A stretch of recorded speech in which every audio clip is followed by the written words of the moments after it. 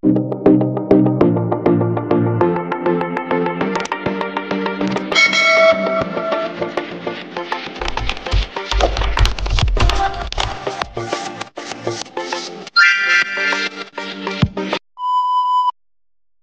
na mababaliw at maiindab ng husto sa iyo ang taong minamahal ninyo.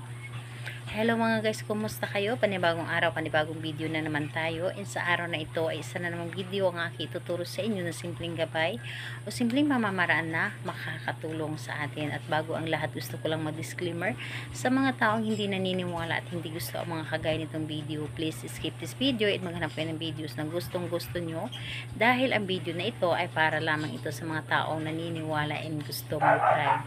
Sa lahat po ng mga nagko-comment dito sa aking video, dito sa loob ng aking channel, mag-ingat sa lahat ng mga nagre-reply sa inyo na dinadala kayo sa kanilang WhatsApp, ini-mo up upang makaiwas po tayo sa scam. Ngayon po ituturo ko sa inyo paano nga ba siya mababaliw ng husto sa pagmamahal sa inyo. Ito ay pwedeng gawin sa parehasang kasarian, babae ito babae and lalaki ito lalaki, and syempre naman sa ating babae at lalaki na mag-partner. And dito po is kailangan natin ng ating gagamitin sa paggawa nito. Is kailangan mo lamang dito maghanda ng isang perasong papel, and kailangan mo rin dito ng panulat. So ito lamang, at kailangan din natin dito ng inyong pabango. So ayun po, kailangan mo lang din dito i-ready ang inyong sarili. Kailangan na hindi ka nagdududa at handa ka na gawin ito at buo ang inyong loob sa paggawa nito. And kailangan na wala makakadistract sa inyo habang ginagawa po ninyo ito.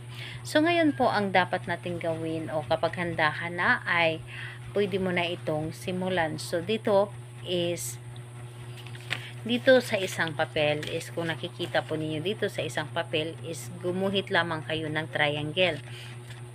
So gumuhit lamang kayo ng triangle, and sa loob ng triangle is isulat po ninyo dito ang pangalan ng inyong target.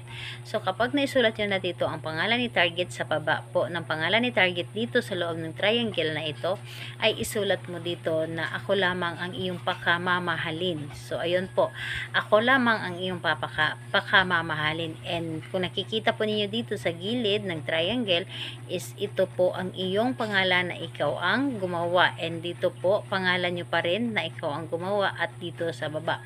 So 3 ulit mo siyang isulat yung inyong pangalan. So dito po 1, 2, 3. And kapag naisulat nyo na ito is bilugan nyo lamang ito ng 3 beses. So ayan po, bilugan nyo lamang siya ng 3 beses. And kapag nabilugan nyo na ito, kumuha kayo ng inyong perfume o anong klaseng pabango ang meron kayo. Spray nyo dito ng 3 beses ang pagka-spray or patak. And pagkatapos nun, tupiin mo ito. Tupiin mo ito ng papunta po sa inyo. 3 tupi po ito. And pagkatapos mo itupi ito,